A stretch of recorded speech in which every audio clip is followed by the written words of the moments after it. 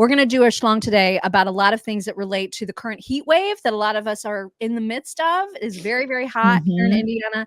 And then also climate change. And we're going to start with those absolute asshats. I think it's the climate defiance something or other.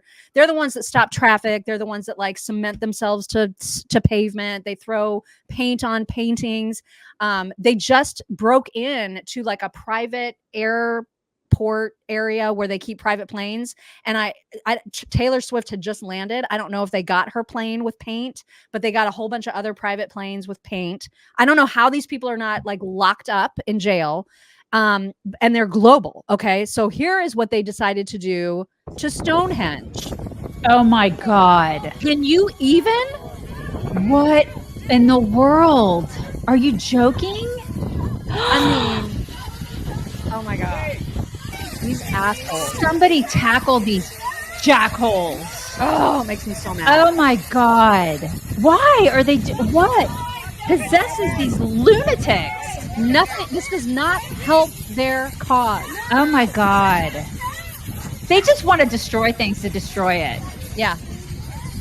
Oh my God. I would pummel that guy. Oh my God. Infuriating. I cannot believe that. I mean, and they keep people away from the actual stones now. You can't even get close like you used to because they're trying to preserve them. Oh and my so God. These guys break through the barriers and do that. God, what a bunch of complete lunatics. I know. I hope you enjoy your matching t-shirts that Daddy bought you. Yeah, these are the same freaks who are anti-capitalism. But when you ask them exactly what that means or what they're doing to help the climate, here's the kinds of conversations that you'll get wrapped up in. Action now. What action? Oh, that's a great question. And that's one that I keep asking. And I think a lot of us are asking. And I want you to ask yourself that. What action are you doing? There's so many options. What action are you doing? And there's so many options for actions you can do, whether it's on the personal level, the political level. You can be making changes to your lifestyle. You can be fighting the government in some way. You can be overthrowing capitalism, or I hear this a lot, overthrowing capitalism. Which one of those are you doing? A combination. We cannot be living under capitalism anymore. What system should we be living under? I don't know.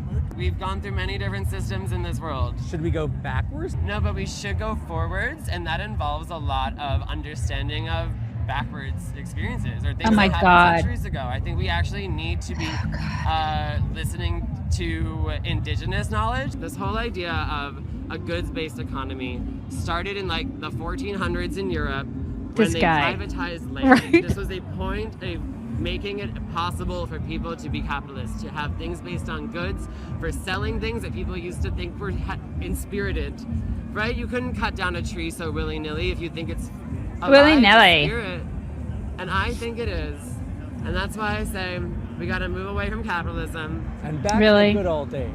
Yeah, 1400. Exactly. Send them to Gaza. That's a great idea. Send him there. He'd do really well there. They'd love him. They would eat him with a spoon. Like a giant spoon. Yeah. Speaking of Rough Greens specifically, because somebody just mentioned that they got their dog Rough Greens, that is what we would like to talk to you about right now. Rough Greens. This is a nutritional supplement that has all the essential vitamins, minerals, antioxidants, digestive enzymes, omega oils, all the good stuff for your dog. The babies. It's for the babies. And I don't think it's been a while since I've shown people what it actually looks like. So I'm just going to try to like show you. Do you actually use a scoop for yours? Because I just take my hand. I cannot believe that you do that. I do it. I just shove my hand right in there. That's what I do. That's how I roll. I mean, listen, I feed cows on a daily basis. And there's all sorts of stuff. These hands, they touch some things. Okay. Yeah, but I just scoop it on in their food, and they're like, "I want more."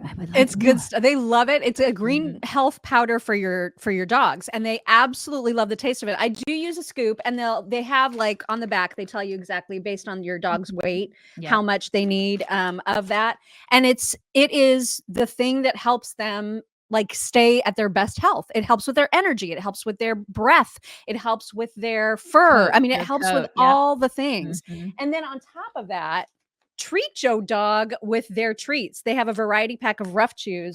Oh, that is now on the ground. Hang on, I better get that because I'll eat it. Oh, they will eat that right up.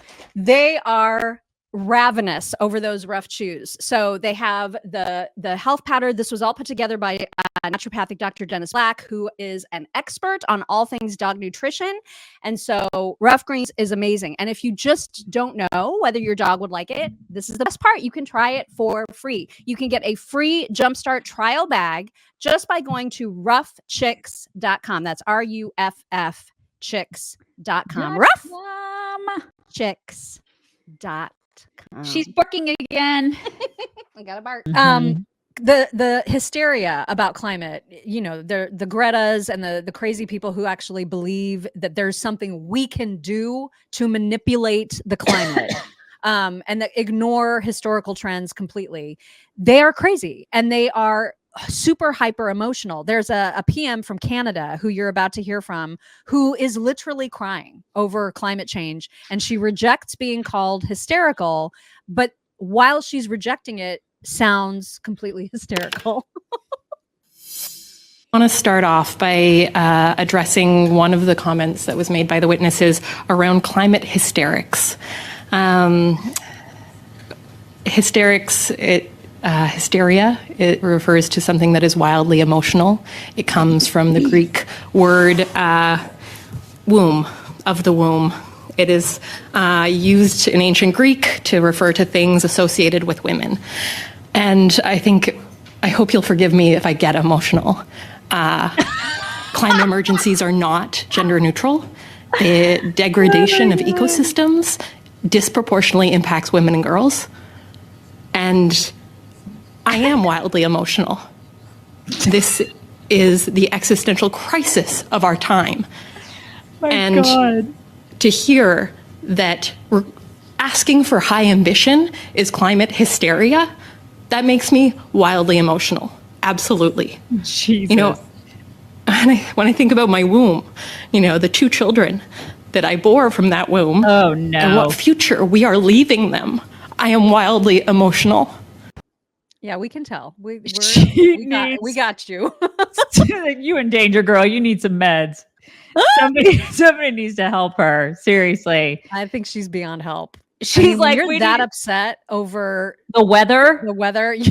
You've got some problems. It's oh my God, these people are mental. And she's got kids that she's scaring. These kids are growing up scared.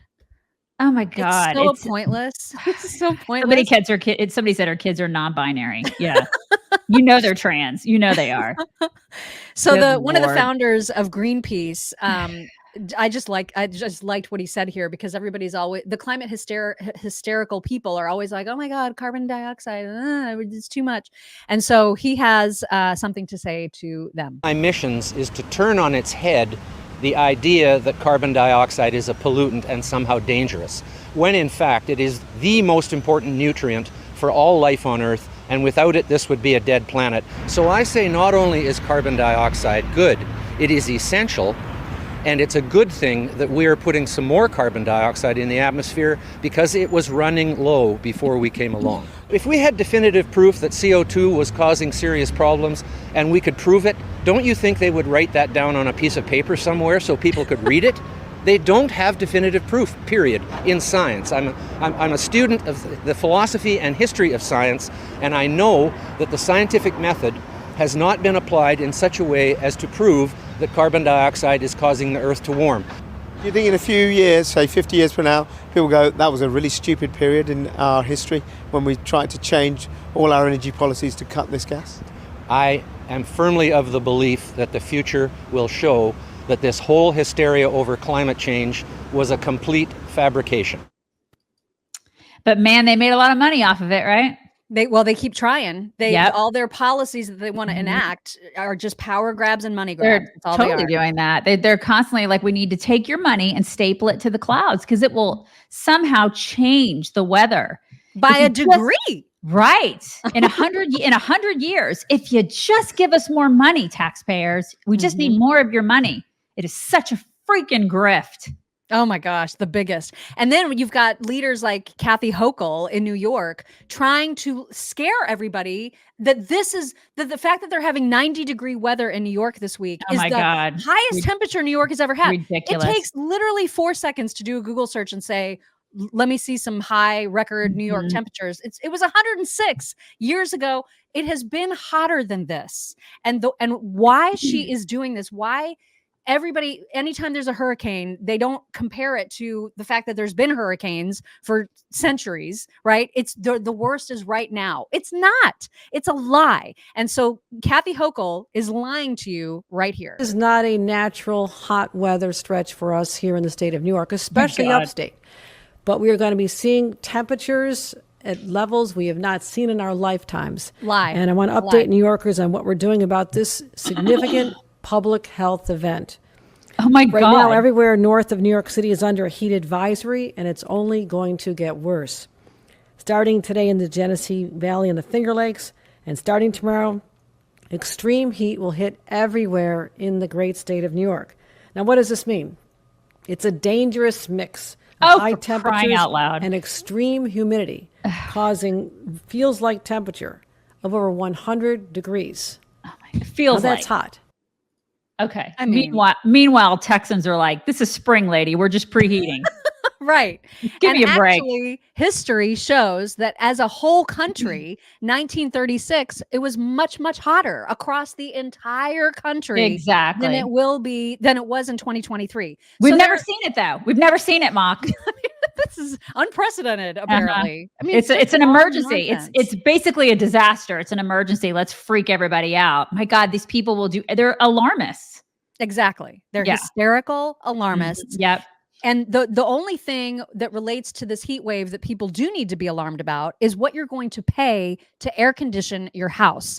It is going to be a brutal summer. A new study out this month warning air conditioning costs this summer will hit a 10-year high, $719, as Americans try to keep homes cool amid severe, prolonged heat waves. Yeah, I mean, that's true. It's going to cost a lot of money to air condition your home. Unless you're like us and you keep your air conditioning at like 80 degrees. That's honestly what we do. Our kids hate us. Our older kids will really come 80. It's like we keep it between 78, 79 most of the time. Oh my God. In the summertime. Yeah, we keep it really warm because it's too expensive. We don't like to. And then our oldest daughter, hers is like at 58. You know, you go to her house, it's like the Arctic. And so she'll come to our house and she's like, it is so hot here because we're like the quintessential old people, right? That have it we're the parents. Yeah. You know, when you go to your parents' house and you're like, it is hot as balls in here. We've become those people because we're just not going to pay. I'm not paying $800 a month for air conditioning. I'm not going to do it. I'm just not going to do it. You might even at 78 though. That's the point. That's true. Biden's economy, Bidenomics are going to see to it that you pay a lot more than you ever have. And plus we have a little cabin too. We have to pay for like basically 2 places. But I mean, I will say, you know, it's like when we lived in Indiana, our power bill was exorbitantly more expensive than it is here in Texas because people compete. We only had one place that we could get power from in Indiana. So I know it varies from state to state. Here in Texas, there's competition, which makes it better. I mean, our prices are a little bit better here in Texas because if we don't like the way the prices are, we'll switch companies, which I like. I do like the fact that there's a free market here in Texas and you can pick and choose who you want to get power from. It wasn't that way in Indiana. They had a monopoly and that sucked. Which is why, again, the free market is much better than having a monopoly on something. So there's that at least. But still, I refuse to do it. Plus, think about how people back in the day, like 100 years ago, I always think about this. I'm like, how did they live without air conditioning? I have no idea because I am such a diva about it. Yeah. I mean, just this morning, like I finally realized, because we've been keeping it at around 71 ever since we've had it on. And I realized over the past couple of days, I've been cold. So today I finally turned it up to 73 and it feels comfortable now. Yeah. But yeah, I mean, and you're going to move. I rely on it. Yeah. You're going to move to a hot, humid place and think about people 100 years ago in South Carolina what they It did. didn't have ceiling fans running. Yeah. Nope. They just I don't sweat. And even man, know. they probably smelled. And they had to wear like the giant dresses I and look all Little know. House on the Prairie. I know. It's crazy. We're could so not live in those spoiled times. now. We're just so spoiled as We a really people. are. You know? We really are.